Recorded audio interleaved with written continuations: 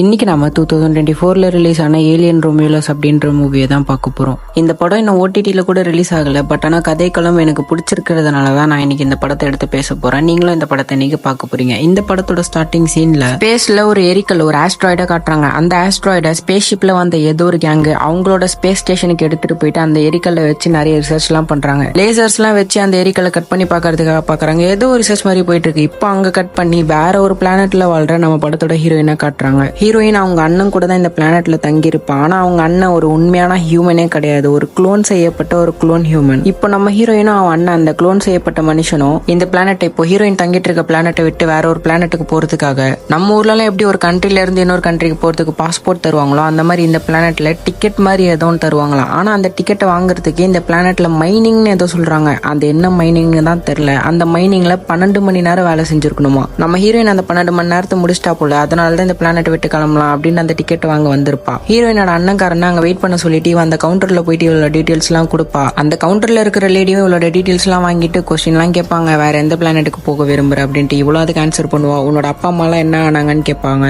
நம்ம ஹீரோயின் அப்பா அம்மா எல்லாம் இறந்துட்டாங்க, எனக்கு ஒரே அண்ணன் மட்டும் தான் இருக்கா, நானும் எங்க அண்ணனும் தான் இந்த பிளானட் விட்டு போக விரும்புறோம் அப்படின்னு சொல்லுவா. அதுக்கு அந்த லேடியும் எல்லா டீடைல்ஸும் செக் பண்ணி பார்த்துட்டு, நீங்க 12 மணி நேரம் தான் வேலை செஞ்சிருக்கீங்க, இந்த டிக்கெட்டை வாங்குறதுக்கு நீங்க 24 மணி நேரம் வேலை செஞ்சிருக்கணும் அப்படின்னு சொல்லுவாங்க. அதை கேட்டு நம்ம ஹீரோயினும், இல்ல 12 மணி நேரம் தானே இந்த டிக்கெட் வாங்குறதுக்காக வேலை செய்யணும் அப்படின்னு கேட்பா. இல்ல புதுசா ரூல்ஸை மாத்திருக்காங்க, நீங்க இந்த டிக்கெட்டை வாங்குறதுக்கு 24 மணி நேரம் கண்டிப்பா வேலை செஞ்சே ஆகணும் இந்த மைனிங்ல. போங்க, இன்னும் 5000 வருஷம் நீங்க இந்த மைனிங்ல கண்டிப்பா வேலை செஞ்சே ஆகணும் அப்படின்னு சொல்றாங்க. 24 மணி நேரம்ங்கிறது அந்த பிளானட்டை பொறுத்த வரைக்கும் 5000 வருஷம் போல. அப்பா, இப்படி நம்ம ஹீரோயின் அந்த சைடு பேசிட்டு இருக்கும்போது இந்த பக்கம் நம்ம அண்ணங்காரனை 4 பசங்க சேர்ந்து ஓட்டிட்டு இருப்பாங்க. ஒரு கட்டத்துல அண்ணங்காரனை அடிச்சு போட்டுறாங்க. அவன் கீழே படுத்து துடிச்சிட்டு இருப்பான். இதை பார்த்த நம்ம ஹீரோயினும் அங்கிருந்து ஓடி வந்து ஏதோ போனை ரீசெட் பண்ற மாதிரி ஒரு சிப்பை எடுத்து அவனோட கழுத்துல சொருக்கி அவனை ரீசெட் பண்ணி விட்டதுக்கு அப்புறம் தான் அவன் நார்மல் ஆகுறான்.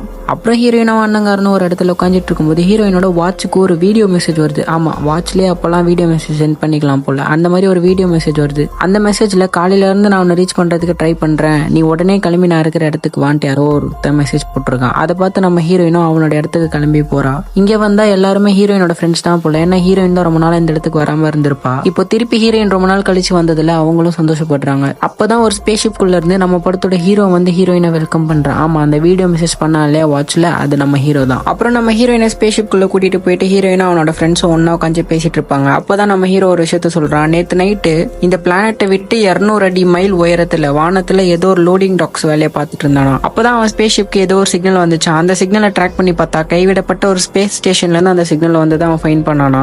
அதை வச்சு இப்ப என்ன சொல்றானா, நம்ம அந்த ஸ்பேஸ் ஸ்டேஷனுக்கு மட்டும் போயிட்டோம்னா அங்கிருந்து நம்மளால வியாகாக்கு டிராவல் பண்ணி போக முடியும். அது வேற ஒரு பிளானட் போல. அந்த பிளானட்ல இருந்து சூரிய வெளிச்சத்தெல்லாம் பார்க்க முடியுமா அப்படின்லாம் பேசிட்டு இருப்பாங்க. அந்த பிளானட்டுக்கு தான் நம்ம ஹீரோயினும் போகணும்னு ஆசைப்பட்டுட்டு இருப்பா. ஆனா ஹீரோயின் என்ன சொல்றனா, இதெல்லாம் சாத்தியமே இல்லை, இதை மட்டும் இந்த பிளானட்ல இருக்கிறவங்க கண்டுபிடிச்சாங்கன்னா நம்மளோட நிலைமை என்ன ஆகுன்றத மட்டும் யோசிச்சு பாருங்கன்னு சொல்றா. கூட இருக்கிற ஃப்ரெண்ட்ஸும் இன்னும் எவ்வளவு வருஷத்துக்கு தான் இதே மைனிங்ல நம்மளால வேலை செஞ்சுட்டு இருக்க முடியும், நம்மளுக்கும் சுதந்திரம் வேணும் அப்படின்லாம் மோட்டிவேஷனா பேசிட்டு இருப்பாங்க. அதுக்கு நம்ம ஹீரோயினும், நம்ம அந்த பிளானட்டுக்கு போறதுக்கு 9 வருஷம் ஆகும், அதாவது 24 மணி நேரமே 5000 வருஷம், அப்போ 9 வருஷம்னா எத்தனை நாட்கள் எத்தனை வருஷம் மட்டும் யோசிச்சு பாருங்க. அதுதான் நம்ம ஹீரோயின் சொல்றா. ஆனா ஹீரோ என்ன சொல்றானா, அந்த ஸ்பேஸ் ஸ்டேஷன்ல கேப்சூல்ஸ் இருக்கு, அதான் நீங்க நிறைய படத்துல பாத்திருப்பீங்க இல்லையா, அந்த ஒரு கேப்சூல் மாதிரி இருக்கும், அதுக்குள்ள போய் படுத்துக்கிட்டா எத்தனை வருஷம் ஆனாலும் தூங்கிட்டே இருப்பாங்க. அதுவா தானா திறக்கிற வரைக்கும் இல்ல யாராச்சும் அதை திறந்து விடுற வரைக்கும் நீங்க உள்ளே தூங்கிட்டே இருப்பீங்க. அந்த கேப்சூல்ஸ் அந்த ஸ்பேஸ் ஸ்டேஷன்ல இருக்கு, நம்ம போய் அதை மட்டும் எடுத்துட்டோம்னா நம்மளால அந்த வியாகான்ற பிளானட்டுக்கு போக முடியும்னு சொல்றான். அதை கேட்டுட்டு ஹீரோனும், சரி போறதுனா நீங்க போக வேண்டியதானே, என்ன எதுக்கு திடீர்னு கூப்பிட்டுருக்கீங்க அப்படின்ட்டு கேட்பா.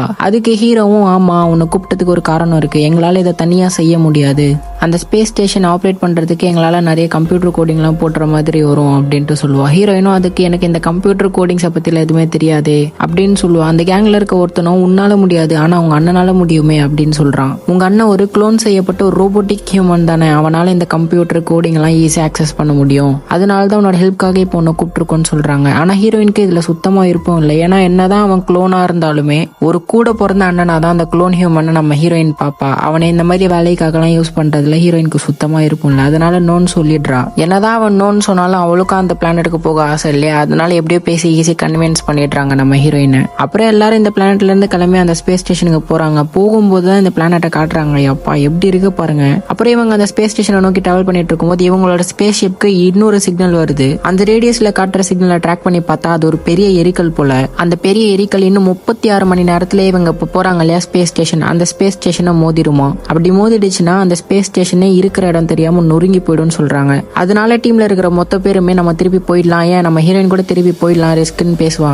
ஆனா ஹீரோ தான் இன்னும் 36 மணி நேரம் இருக்கு, ஆனா நம்ம அந்த ஸ்பேஸ் ஸ்டேஷன்ல ஸ்பெண்ட் பண்ணும்போது மேக்ஸிமம் 30 மினிட்ஸ் தான். நம்ம அந்த கேப்சூலை மட்டும் எடுத்துட்டோம்னா நம்மளுக்கு எந்த பிரச்சனையும் கிடையாது, உள்ள போய் உடனே அந்த கேப்சூல்ஸை மட்டும் எடுத்துட்டு வந்துடலாம் அப்படின்ற மாதிரி சொல்லி எல்லாரையுமே கன்வின்ஸ் பண்ணி கூட்டிட்டு போறான். அந்த ஸ்பேஸ் ஸ்டேஷனுக்கும் வந்துடுறாங்க. இவங்களோட ஸ்பேஸ் ஷிப்பை அந்த ஸ்பேஸ் ஸ்டேஷனோட அட்டாச் பண்ணி விட்டுட்டு ஃபர்ஸ்ட் ஹீரோ, அப்புறம் நம்ம ஹீரோயினோட அண்ணங்காரன், அப்புறம் இந்த டீம்ல ஒரு அடாவடி இருப்பான். எப்போ பார்த்தாலும் நம்ம ஹீரோயினோட அண்ணன் கிட்ட வம்பளிச்சுட்டே இருப்பான். அவன் அடாவடினே கூப்பிட்டுக்கலாம். அவங்க 3 பேர் ஃபர்ஸ்ட் இந்த ஸ்பேஸ் ஸ்டேஷனுக்குள்ள போறாங்க. மித்த இருக்கிற நம்ம ஹீரோயின், அப்புறம் ஒரு சைனாக்காரி இருப்பா, அந்த சைனா பொண்ணு, அப்புறமா இன்னொரு பொண்ணும் இருப்பா. அந்த பொண்ணு ஆக்சுவலா பிரெக்னெண்டா இருக்கா போல. சோ அந்த பொண்ணை நம்ம பிரெக்னென்ட் பொண்ணுனே கூப்பிட்டுக்கலாம். இவங்க 3 பேரும் இன்னும் ஸ்பேஸ் ஷிப்ல தான் இருக்காங்க. அந்த பிரெக்னென்ட் பொண்ணோட அண்ணங்காரன் தான் இந்த அடாவடி போல. இவங்க லிஃப்ட்ல ஏறி அந்த ஸ்பேஸ் ஸ்டேஷனோட என்ட்ரன்ஸ் வரைக்கும் வந்துட்டாங்க. ஆனா உள்ள போறதுக்கு இப்போ ஒரு ஆக்சஸ் கார்டு தேவைப்படுது. அதுக்கு தான் நம்ம ஹீரோயின் அண்ணங்காரன் இருக்கான் இல்லையா, அவன் அந்த வேலையை சூப்பரா பண்ணி முடிச்சிடறான். எல்லாருமே சந்தோஷப்படுறாங்க, நம்ம ஹீரோயினும் சந்தோஷப்படுறா. உள்ள போனா அந்த ஸ்பேஸ் ஸ்டேஷன் ரொம்ப மோசமான நிலைமையில இருக்கு, 0 கிராவிட்டி வேற போல. இவங்க அதெல்லாம் தாண்டியும் அந்த கேப்சூல்ஸை தேடிட்டு இருப்பாங்க. அப்படி தேடிட்டு இருக்கும்போது திடீர்னு யாரும் இறந்து கிடக்கிறத பாக்குறாங்க. அதை பார்த்ததும் நம்ம அடாவடிக்கு தூக்கி வாரி போட்டுரும். அப்புறமா தான் அது உண்மையான மனுஷன் கிடையாது, நம்ம ஹீரோயினோட அண்ணன் மாதிரி, அதுவும் ஒரு குளோன்ட் ஹியூமன், ரோபோட்டிக் ஹியூமன்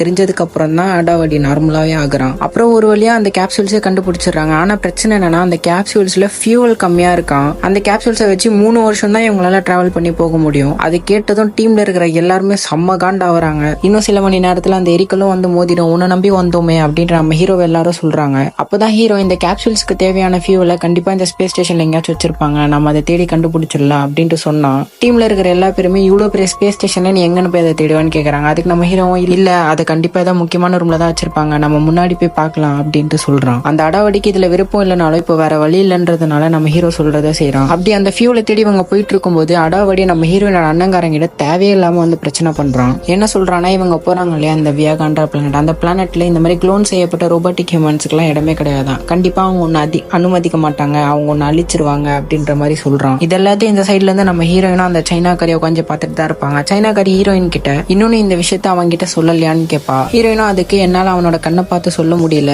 அப்படின்ற மாதிரி சொல்லவும் அதுக்கு அந்த சைனாக்காரியும் நீ இப்படிலாம் ஃபீல் பண்ணணும்னு அவசியமே கிடையாது, நீ அவனோட மனசை புண்படுத்துற மாதிரி ஒரு விஷயத்த சொன்னாலும் அவன் ஹர்ட் ஆக மாட்டான், ஏன்னா அவனுக்குன்னு ஒரு இதயமே கிடையாது அப்படின்ட்டு சொல்றா. பதிலுக்கு நம்ம ஹீரோயினும் ஏன் இந்த அடாவடி க்ளோன் செய்யப்பட்ட க்ளோன் ஹியூமன்ஸ் கிட்ட இப்படி எரிஞ்சு விழறான், ஏன் இப்படி நடந்துக்கிறான் அப்படின்னு கேட்டா அதுக்கு அந்த சைனாக்காரி அந்த அடாவடியோட அம்மா இறந்ததுக்கு இந்த மாதிரி ஒரு க்ளோன் ஹியூமன் தான் காரணம், அப்ப அவனுக்கு அந்த கோவம் இருக்கதானே செய்யும் அப்படின்ட்டு சொல்றா. ஹீரோயினும் அதுக்கு வாய்ப்பே கிடையாது, க்ளோன் ஹியூமன்ஸோட ஃபர்ஸ்ட் ரூலே மனுஷங்களை காப்பாத்துறது தானே, அது எப்படி ஒரு மனுஷனை கொல்லும் அப்படின்ட்டு கேட்டா ஆமா அது உண்மைதான், ஒரு 20 மனுஷங்களை காப்பாத்துறதுக்காக 2 மனுஷங்களை சாகடிக்கணும்னா அந்த க்ளோன்ஸ் அந்த வேலையை செய்யாதா அப்படின்ட்டு கேக்குறா. ஹீரோயினால அதுக்கு மேல ஒன்னும் பேச முடியல, அவளும் அமைதியாயிட்டா. அப்புறம் இந்த பக்கம் ஸ்பேஸ் ஸ்டேஷனுக்குள்ள ஏதோ ஒரு பாக்ஸ் மாதிரி இருக்கு, உள்ள எதையோ அடைச்சு வச்சிருக்காங்க, அதை காட்டுறாங்க. அப்புறம் நம்ம ஹீரோ நடந்து போயிட்டு இருந்தான்லே அவன் ஒரு ரூமுக்கு வெளியில வந்து நிக்கிறான். அந்த ரூம் திறக்கிறதுக்கு தான் நம்ம ஹீரோனோட அண்ணன் இருக்கானே, அவன் ஆக்சஸ் பண்ணி அந்த ரூமையும் திறந்து விட்டுறான். இவங்களும் உள்ள போய் அந்த ஃபியூல தேடிட்டு இருப்பாங்க. கொஞ்ச நேரத்துல பார்த்தா அந்த ரூம் மொத்தமே ரெட் லைட் எரியுது, திடீர்னு அங்க இருக்கிற டோர்ஸ் எல்லாம் ஆட்டோமேட்டிக்கா லாக் ஆயிடுது. சரி ஹீரோயினோட அண்ணன்காரனை வச்சு இந்த ரூமை திறந்துட்டு வெளில போயிடலான்னு பார்த்தா அவனாலே அதை அக்சஸ் பண்ண முடியல, திறக்க முடியல. இவங்க அந்த ரூம்குள்ள மாட்டிக்கிறாங்க. இதெல்லாத்தையும் நம்ம ஹீரோயின் அந்த ஸ்பேஸ் ஷிப்ல இருந்து பாத்துட்டு தானே இருக்கா. அவ உடனே இந்த ஸ்பேஸ் ஸ்டேஷனுக்கு கிளம்பி வரா அந்த சைனாக்காரியோட.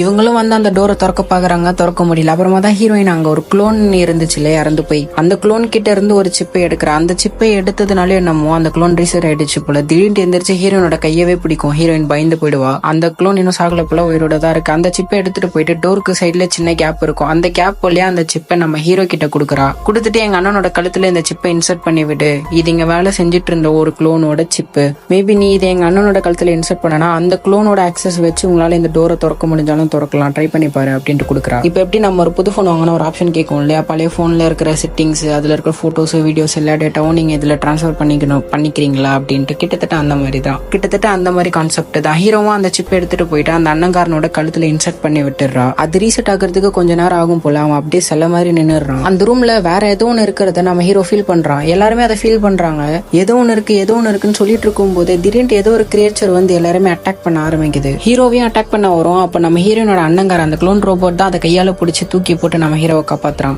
அப்புறம் அந்த டோரையும் திறந்து விட்டுறான். அந்த டோர் திருப்பியும் மூடுறதுக்குள்ள அந்த கிரியேச்சர் வெளியில வந்துடுது. வெளியில வந்து நம்ம சைனாக்காரியோட மூஞ்சில ஏறிடுது. அது அவளோட முகத்துல போய் உட்காந்துக்கிச்சு. அதை எடுக்கிறதுக்காக எல்லாருமே ட்ரை பண்ணுவாங்க. ஆனா அப்படியே ட்ரை பண்ண அந்த கிரியேச்சர் தன்னோட வாளால அந்த சைனாக்காரியோட கழுத்தை இறுக்கி நெருக்கிது. அதை நோட் பண்ண நம்ம ஹீரோயினும் எல்லாரையுமே ஸ்டாப் பண்ண சொல்லிட்டு அங்க ஒரு ஃப்ரீசர் மிஷின் இருக்கும் போல, அதை எடுத்து அடிச்சா எந்த ஒரு பொருளா இருந்தாலும் ஃப்ரீஸ் ஆயிடும். அதை எடுத்துட்டு வந்து அந்த கிரியேச்சர் மேல அடிச்சு விட்டுறா.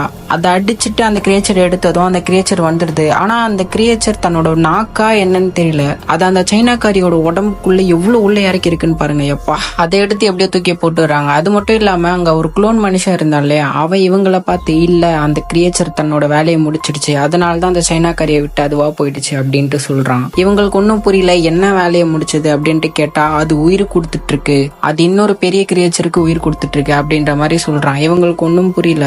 அது மட்டும் இல்லாம இப்போ சிப்ப மாத்தி வேற ஒரு மனுஷனா இருக்கான் பாத்தீங்களா நம்ம ஹீரோயினோட அண்ணங்காரன். ஃபர்ஸ்ட் ரொம்ப வெள்ளந்தியா இருப்பான், இப்போ கொஞ்சம் ஆளே மாறி ஒரு மாதிரியா இருக்கான். அவனை பார்த்து இந்த குளோன் மனுஷன் ஆக்சுவலா ஒரு டாக்டர் போல, இதே ஸ்பேஸ் ஸ்டேஷன்ல இருக்கும்போது ஒரு டாக்டரா இருந்திருக்கான். அந்த டாக்டர் குளோன்னு நம்ம ஹீரோயினோட அண்ணங்காரனை பார்த்து நீங்க இவளை கொன்னா மட்டும்தான் இங்க இருந்து சேஃபா தப்பிச்சு போக முடியும், அதுதான் ஒரே வழி அப்படின்ட்டு சொல்றான். இதை கேட்ட ஹீரோயினோட அண்ணங்காரனும் இப்போ சிப்ப மாத்தி வேற ஒரு ஆளா இருக்கான் இல்லையா, அதனால அந்த டாக்டர் சொல்றதை கேட்டுட்டு நம்ம ஹீரோயினையும் எதிர்த்து நிக்கிறான். இல்ல நம்ம அந்த சைனாக்காரியா நம்ம கூட கூட்டிட்டு போக முடியாது, அது நம்மளுக்கு தான் ஆபத்தா முடியும் அப்படின்ற மாதிரி சொல்றான். ஹீரோயின் பேசி பார்த்தாலும் ஒத்துக்க மாட்டேங்கிறான். அப்ப அந்த அடாவடி தான் வந்து நம்ம அண்ணங்காரனை அடிச்சு போட்டு அந்த சைனாக்காரியை கூட்டிட்டு இங்க இருந்து தப்பிச்சு போக பாக்குறான். அந்த சைனாக்காரியை காப்பாத்தி ஸ்பேஸ்ஷிப் குள்ளேயும் கூட்டிட்டு போயிடுறான். ஆனா நம்ம ஹீரோயினோட அண்ணங்காரன் இன்னும் அந்த ஸ்பேஸ் ஸ்டேஷனுக்குள்ளேயே தான் இருக்காங்க.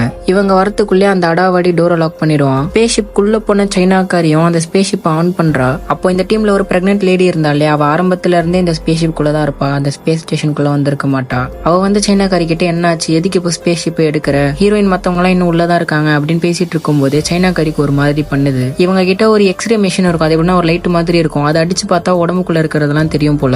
அதை எடுத்து சைனாக்காரி அவளோட முதுகுல வச்சு பார்த்தா இவளோட உடம்புக்குள்ள ஒரு கிரியேச்சர் இருக்குங்க. அது சைனாக்காரியோட உடம்பை கிழிச்சிட்டு வெளியில வர பாக்குது.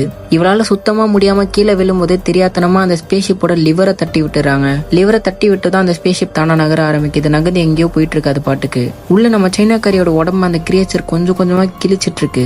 ஒரு கட்டத்துல சைனாக்காரியோட நெஞ்ச கிழிச்சிட்டு வெளியில வரும் பாருங்க. எப்பா, அந்த பிரெக்னென்ட் லேடியோட முகம் ஃபுல்லா ரத்தம் தெரிக்கும். அவ அதை பார்த்து மிரண்டு போயிடுவா. அதே சமயம் கண்ட்ரோல் இல்லாம அது பாட்டுக்கு போயிட்டு இருந்துச்சுல ஸ்பேஸ்ஷிப். அந்த ஸ்பேஸ்ஷிப் மறுபடியும் அந்த ஸ்பேஸ் ஸ்டேஷனை இடிச்சு நொறுக்கி தள்ளிட்டு உள்ள வந்து லேண்ட் ஆயிடுது. அதை ஹீரோயினுமே நோட் பண்றாங்க. ஆனா இவங்க இப்போ அந்த ஸ்பேஸ்ஷிப் இருக்கிற இடத்துக்கு போகணும்னா அந்த கிரியேச்சர் இருக்கிற இடத்தை தாண்டி தான் போயாகணும், வேற வழி கிடையாது. ஹீரோயின் அண்ணங்காரன் கிட்ட தான் போய் ஹெல்ப் கேட்கற, ஏதாச்சும் பண்ண முடியுமான்ட்டு. அவன் தான் இப்போ வேற ஒரு ஆளா மாறி இருக்கான் இல்லையா. என்ன சொல்றான்னா, இந்த கிரியேச்சர்ஸ்க்கு கண்ணு கிடையாது, அது சத்தத்தை வச்சும் அப்புறம் பாடி டெம்பரேச்சர், எந்த ஒரு இடத்துல டெம்பரேச்சர் அதிகமா இருக்கோ அதை நோக்கி தான் அதுங்க போகும் அப்படின்ற மாதிரி சொல்றான். சப்போஸ் நம்ம சத்தம் போடாம அதுங்களை தாண்டி போகணும்னு நினைச்சாலும் நம்மளோட பாடி டெம்பரேச்சர் காட்டி கொடுத்துரும், ஈஸியா நம்மள பிடிச்சிருவாங்க அப்படின்ற மாதிரி சொல்றான். ஆனா ஹீரோயின் என்ன சொல்றான்னா, அந்த கிரியேச்சர்ஸ் இருக்கிற ரூம் நம்மளோட பாடி டெம்பரேச்சருக்கு ஏத்த மாதிரி அந்த ரூம் டெம்பரேச்சரை செட் பண்ணி வச்சுட்டோம்னா அப்ப நம்ம கிராஸ் பண்ணி போறதுக்கு வாய்ப்பு இருக்கா அப்படின்ற மாதிரி கேட்க, நம்ம அண்ணங்காரனும் அதுக்கு வாய்ப்பு இருக்குன்ற மாதிரி சொல்லவும் அதை எக்ஸிக்யூட்டும் பண்றாங்க. அவங்களோட பாடி டெம்பரேச்சருக்கு ஏத்த மாதிரி அந்த கிரியேச்சர்ஸ் இருக்கிற ரூமோட டெம்பரேச்சரையும் மேனேஜ் பண்ணி வச்சுட்டு இவங்க சத்தமே போடாம அந்த கிரியேச்சரை தாண்டி போறாங்க. ஸ்மூத்தா தான் போகுது. அதே சமயம் இந்த பக்கம் ஸ்பேஸ்ஷிப்குள்ள அந்த பிரெக்னென்ட் லேடி இருந்தா இல்லையா, அவ இறங்கி இந்த ஸ்பேஸ் ஸ்டேஷனுக்குள்ள நடந்து வருவா. அப்படி நடந்து வரும்போது தான் ஒரு இடத்துல அந்த ஸ்பேஸ் ஸ்டேஷனுக்கு ஓரத்துல ஏதோ ஒரு கர்ப்பப்பை மாதிரி ஏதோ ஒண்ணு தொங்கிட்டு இருக்கிறத பாக்குறா. அதுக்குள்ள ஏதோ ஒரு மூமெண்ட் இருக்கிறதையும் பாக்குறா. ஆக்சுவலா அந்த சைனாக்காரியோட உடம்பு கிழிச்சிட்டு ஏதோ ஒண்ணு வெளியில வந்துச்சு இல்லையா, அது ஒரு கர்ப்பப்பை போல. அந்த கர்ப்பப்பைக்குள்ள இருந்துதான் ஏதோ ஒரு கிரியேச்சர் வெளியில வரும் போல. அந்த மாதிரி ஒரு கர்ப்பப்பையை தான் பிரெக்னென்ட் லேடி பாத்துட்டு இருப்பா. என்ன இலவிடா இதுன்ற மாதிரி பாத்துட்டு இருப்பா. அப்போ பின்னாடியில இருந்து அடாவடி தான் வந்து காப்பாத்துறான். அவன் இன்னும் சாகல போல, இந்த ஸ்பேஸ் ஸ்டேஷனுக்குள்ளதான் இருக்கான். அவன் தான் வந்து பிரெக்னென்ட் பொண்ணோட வாயை புத்தி அமைதியா இருக்க சொல்றான். சொல்லிட்டு அவன் கையில ஒரு ஷாக் கொடுக்குற ஸ்டிக் வச்சிருப்பாங்க, அது ஆரம்பத்துல இருந்தே வச்சிட்டு இருப்பான். அந்த ஷாக் கொடுக்குற ஸ்டிக்கை எடுத்து அந்த கர்ப்பப்பைக்குள்ள விட்டு ஷாக்கு மானாவரியா அடிச்சு தாக்குறான். சரி, அந்த கர்ப்பப்பை அழிஞ்சு போயிடும்னு பார்த்தா பதிலுக்கு அந்த கர்ப்பப்பைக்குள்ள இருந்து ஒரு ஆசிட் மாதிரி எதுன்னு வருதுங்க. ஆசிடே தான் இரும்பே அசால்ட்டா உருக்குது. அந்த ஆசிட் தெரியாதனமா அடாவடியோட உடம்புல பட்ட கொஞ்ச நேரத்துலயே அடாவடி செட்டே போயிடுறான். இதை பார்த்த பிரெக்னென்ட் பொண்ணு அங்கிருந்து தப்பிச்சு போறதுக்காக டோரை திறக்க பார்த்தா இவளால திறக்க முடியல. டோர்ல இருக்கிற ஸ்பீக்கர் மூலியமா நம்ம ஹீரோவை கான்டாக்ட் பண்ணி பேசுறா. கான்டாக்ட் பண்ணி இல்ல, அந்த ஸ்பீக்கர்ல இருந்து அப்படியே பேசுறா. ஹீரோ கிட்ட இந்த டோரை எப்படி ஓபன் பண்ணணும்னு சொல்றா. அந்த சமயம் தான் ஹீரோ அந்த கிரியேச்சர்ஸ் இருக்கிற ரூமை பொறுமையா தாண்டி வந்துட்டு இருப்பான் சத்தமே போடாம. அந்த ரூமோட சாவி கண்டிப்பா அங்கதான் எங்கேயாச்சும் கீழே விழுந்திருக்கணும், நீ நல்லா தேடி பாரு, எனக்கு கன்ஃபார்மா தெரியும் அப்படின்ற மாதிரி சொல்றான். இவளும் தேடி பாக்குறா கீழே. அதே சமயம் இவளுக்கு பின்னாடி பார்த்தா அந்த கர்ப்பப்பைக்குள்ள இருந்து ஏதோ ஒரு கிரியேச்சர் வெளியில வருது. அதோட கையை பாருங்க எவ்வளவு பெருசா இருக்குன்ட்டு.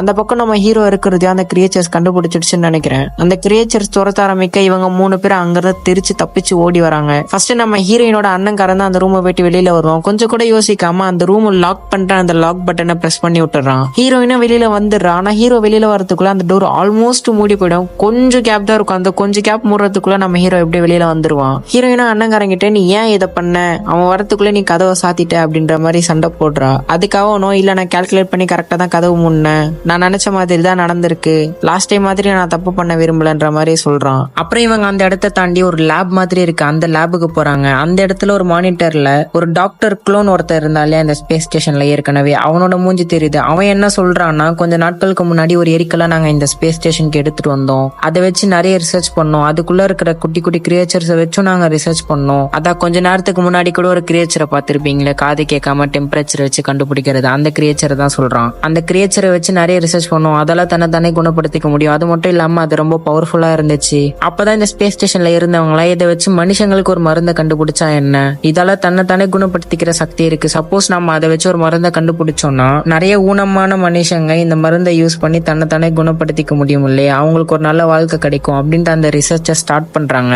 அதோட ரிசல்ட்டா ஒரு மருந்தையும் கண்டுபிடிச்சிருக்காங்க. அந்த கேப்சூல் தான் இந்த லேப்லயும் இருக்கு. இப்போ அந்த குளோன் டாக்டர் என்ன சொல்றானா, நீங்க இந்த கேப்சூல்ஸை எடுத்துட்டு போயிட்டு, இப்ப அந்த குளோன் டாக்டர் என்ன சொல்றானா, நீங்க தப்பிச்சு போகும்போது இந்த மெடிசனையும் எடுத்துட்டு போயிட்டு என்னோட பாஸ் கிட்ட கொடுங்க, அவர் ஏதோ ஒரு பிளானட்ல இருக்காராம், அந்த பிளானட்ல எடுத்துட்டு போய் நீங்க அவர்கிட்ட ஒப்படைச்சிங்கனாலே போதும் அப்படின்ற மாதிரி சொல்றான். அந்த பாஸ் இந்த ப்ராஜெக்ட மொத்தமா கைவிட்டுட்டதா ஒரு ஃபெயிலியர் ப்ராஜெக்டா பாக்குறாராம். அப்படி இல்ல ஒரு ஃபார்முலாவை நாங்க கண்டுபிடிச்சிருக்கோம், அதோட ரிசல்ட் இருக்குன்னு தெரிஞ்சதுன்னா மறுபடியும் இந்த ரிசர்ச் ஆரம்பிப்பாங்க அப்படின்ற மாதிரி அவன் ஏதோ சொல்லிட்டு இருப்பான். இவங்களும் சரின்ட்டு அந்த மெடிசன் எடுத்துட்டு கூடவே அந்த ரூம்ல ஒரு கன் இருக்கும். அந்த கன்னே வித்தியாசமா இருக்கும், ஃபியூச்சரிஸ்டிக்கா. எப்படின்னா அந்த கன்லயுமே ஏஐ டெக்னாலஜி இருக்கான். இப்போ ஒரு டார்கெட்டை நீங்க பிக்ஸ் பண்ணிட்டீங்கன்னா அந்த டார்கெட் எவ்வளவு ஃபாஸ்டா எந்த ஆங்கிள் எப்படி மூவ் ஆனாலும் சரி அந்த கன் அதுக்கேத்த மாதிரி மூவ் ஆகுமா, டார்கெட்டை தப்பிக்கவே விடாதான். இப்படி ஒரு ஏஐ டெக்னாலஜி அந்த கன்ல இருக்கான். அதனால அந்த கன்னையும் எடுத்துட்டு இவங்க அந்த பிரெக்னன்ட் பொண்ணு இருக்கிற இடத்துக்கு வந்துடுறாங்க. அந்த பிரெக்னன்ட் பொண்ணு ஒரு டோரை எப்படியோ கிராஸ் பண்ணி வந்துருவா சாவி வச்சு திறந்து. ஆனா இன்னொரு டோரை திறக்கிறதுக்கு அவளுக்கு ஆக்சஸ் கார்டு தேவைப்படுது போல.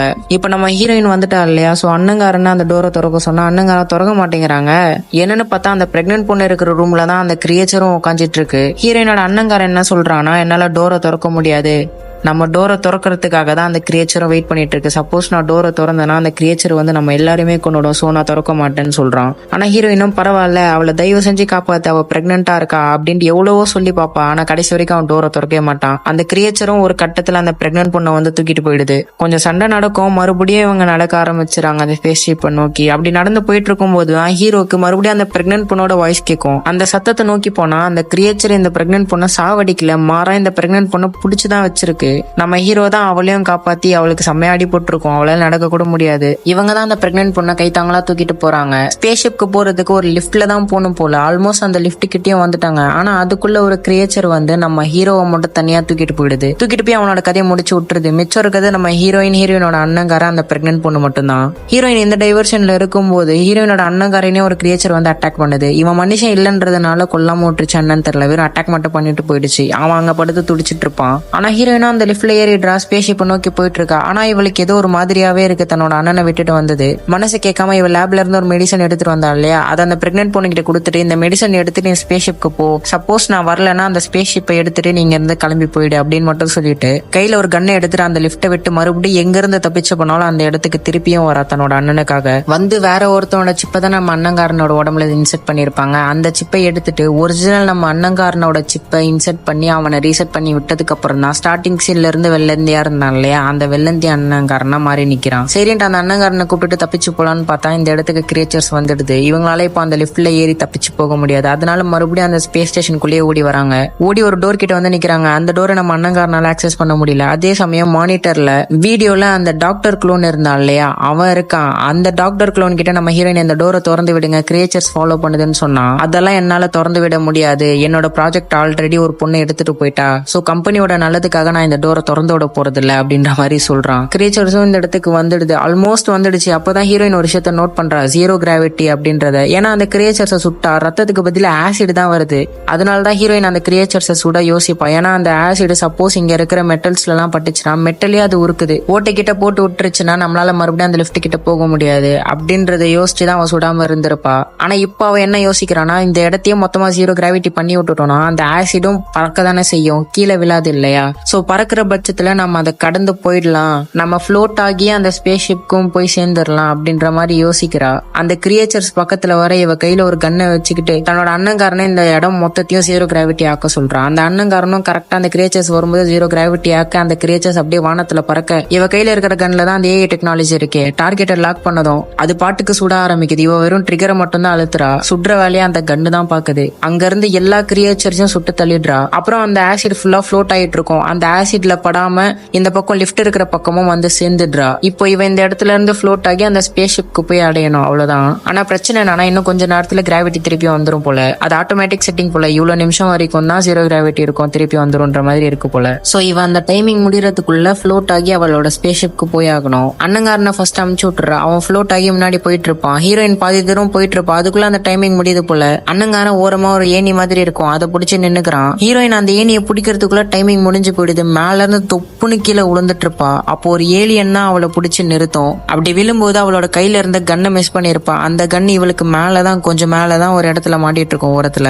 அந்த ஏலியன் இவளை பிடிச்சி நிறுத்தி இவளை கொல்ல போற சமயம் பார்த்து நம்ம அண்ணங்காரன் மேல இருந்து வந்து அந்த கன்னை எடுத்து அந்த ஏலியனை கண்ணா பின்னான்னு சுட்டு தள்ளுறான். அப்புறம் இந்த பக்கம் ஸ்பேஸ் ஷிப்ல என்ன நடக்குதுன்னு காட்டுறாங்க. பிரெக்னன்ட் பொண்ணுக்கு செம்மையா அடிபட்டு இருக்கும் இல்லையா, அவளால சுத்தமா முடியல போல. அதனால ஹீரோயின் ஒரு மெடிசன் கொடுத்தா இல்லையா, அந்த மெடிசனை எடுத்து இன்ஜெக்ட் பண்ணிக்கிறா. ஹீரோயினும் ஒரு வழியா அந்த ஸ்பேஸ் ஷிப்க்கு வந்துடுறா. அந்த பிரெக்னன்ட் பொண்ணை அந்த கேப்சூல்ல படுக்க வச்சு நான் உன்னை கண்டிப்பா காப்பாத்திடுவேன், கவலைப்படாத அப்படின்னு சொல்லிட்டு இவ அவளோட வேலையை பார்த்துட்டு இருப்பா. கொஞ்ச நேரத்துல அந்த கேப்சூல்ல இருந்து பீப்பிங் சவுண்ட் வருது. இவ்வளவு என்னன்னு திறந்து பார்த்தா உள்ள அவ துடிச்சிட்டு இருப்பா. இவ வேற பிரெக்னன்டா இருக்கா இல்லையா. சரி பிரெக்னன்சி பெயின்னு நினைச்சா வயிற்றுல இருந்து ஒரு ஷெல் மாதிரி ஏதோ ஒண்ணு வெளியில வருது. அதை பார்த்து ஹீரோயின் மறந்து போயிடுவா.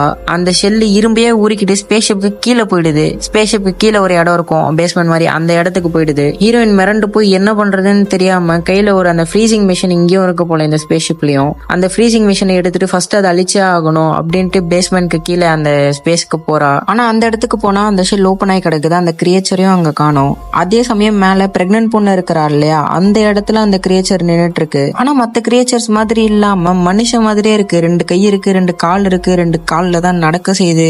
அவ பிரெக்னன்டா இருந்தா இல்லையா, சோ ஹியூமனோட செல்ஸும் ஏலியனோட செல்ஸும் ரெண்டுமே கலந்து ஒரு ஏதோ ஒரு ஜந்துவா ஒரு மாதிரி நிக்குது.